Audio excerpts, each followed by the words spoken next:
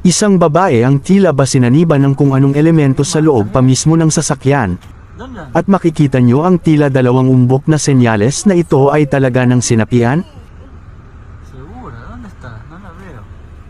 Hindi na alam ng driver ang kanyang gagawin. Kahit anong pakiusap niya sa elemento ay tila ba natutuwa pa ito sa kababalaghan na kanyang ipinapakita. Nakakatakot na talaga ang panahon ngayon, hindi mo alam kung saan lugar ka sasapian ng kung anong elemento. Nang humarap na ang babae sa driver ay dito na nga nakumpirma na talagang may dalawang umbok ng elemento talaga. At nakakatakot dahil hindi na malaman ng driver ang kanyang gagawin.